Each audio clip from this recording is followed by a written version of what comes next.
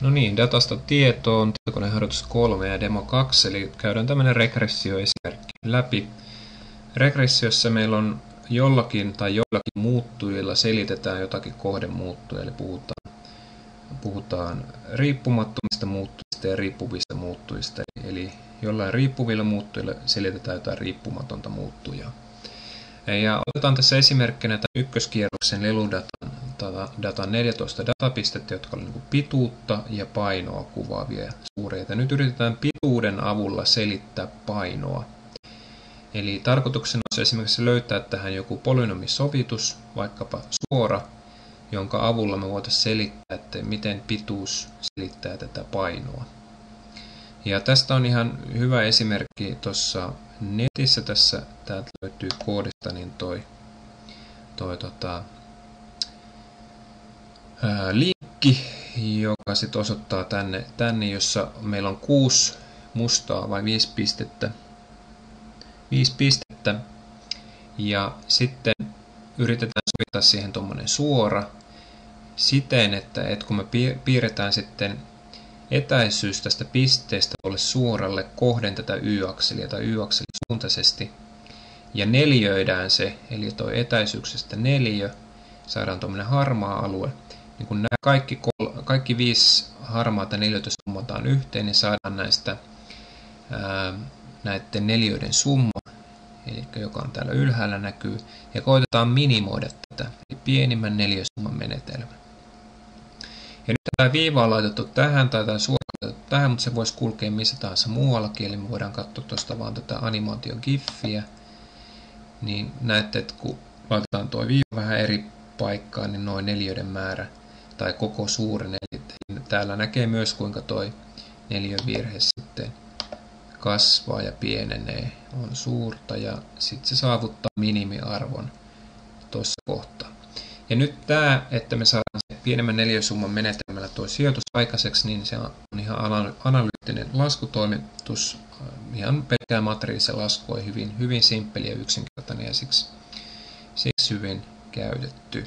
Tehdään tämä vastaava nyt siis MATLABilla siten, että meillä oli tosiaan tämä alkutilanne, jossa meillä on tämä dataa, ja ajetaan tuo koodi vaikka läpi kertaalleen. Voitte katsoa sitä rauhassa, mitä se tekee. Ideana on se, että meillä on siis 14 datapistettä, nämä samat pisteet on olemassa kuvaissa, ja tänne on tämä ensimmäisen asteen polynomisovitus tähän aineistoon on tehty nuo vastaavat neliöt, ja virheenä on 606. Ja nyt tänne koodiin voi sitten vapaasti muuttaa tänne toisen kuvaajan arvoja, tai toisen polynomisovituksen asteluku ja sitten piirtää sen. Eli rivillä 115 voi vaihtaa astelukua ja sitten poistaa kommentit näistä kohdista ja piirtää tämä koodi uudestaan. Eli voitte tässä vaiheessa vaikka keskeyttää videon ja kokeilla miltä se eri asteluvuilla näyttää.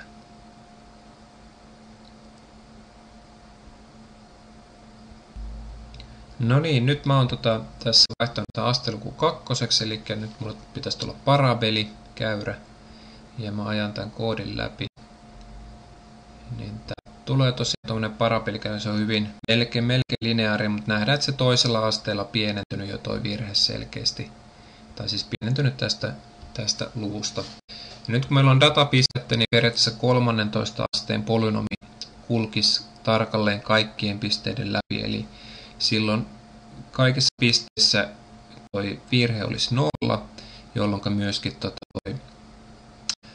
neliön pinta olisi 0 ja niiden summa olisi 0, eli se olisi täydellinen sovitus. Mutta tästä tulee ongelmia, jos kokeilette eri suuremmilla arvoilla, niin täältä alkaa tulla sitten jo laskennallisia ongelmia monenlaisia. Otetaan 6. asteen käppyrä. Niin me saadaan tällainen, jolloin edelleen tuo virhe on selvästi pienentynyt, mutta jos ajattelee tätä käyrää, niin etenkin nämä ekstrapoloinnit, eli data-alueen ulkopuolelta arvot on hyvin huonoja, niin kuin polynomiasta tuppaa olemaan. Sitten täällä välissäkin nämä arvot sitten heittelehtii. Tulkinnallinen asia, että jos on 180 senttimetriä pitkä henkilö, niin se painaisi tämän mukaan 85 kiloa, mutta 190 senttinen henkilö painaisikin 10 kiloa vähemmän. Eli tämä polynomi tekee tämmöisiä innoittavia käänteitä yrittäessään hakea noita pisteille mahdollisimman pientä virhettä. Eli sinänsä asteluku on huono, koska me aloitetaan vain tätä opetusdataa tässä oppimaan, eikä sitten pyritäkään yleistämään sitä kenties normaalin tapaukseen. Eli tässä oli tämä regressio-esimerkki siitä, mitä me halutaan, eli me yritetään selittää jollakin tai joillakin muuttujilla jotain kohdemuuttujaa, ja kun me saadaan sitten se regressiofunktio aikaiseksi, esimerkiksi täällä ensimmäisen asteen tapaus, niin sen jälkeen me voidaan käyttää tätä hyvin niin, että me voidaan kysyä, että paljonko 80 kilon henkilö on pitkä, jolloin käytettäisiin tätä tai toisinpäin, siis kuinka esimerkiksi 180 senttinen henkilö, kuinka paljon hän painaa, niin silloin katsotaan 180 tuohon käyrälle kohta ja sitten täältä y-akselille painaisi 75 kiloa tai paremminkin joku tuntuma, kun tuon 183 senttimetriä, niin painaisi 80 kiloa tämän regressiomallin mukaisesti. Ja nämä kertoimet saatiin siis tuosta MATLABin koodista, ja tämä tulostaa nämä funktiot tänne näin, niin myöskin mahdollista jatkoa käyttöä ajatellen. Eli tässä esimerkki regressiosta, ja sitten mennäänkin seuraavassa demoissa jo luokitteluun.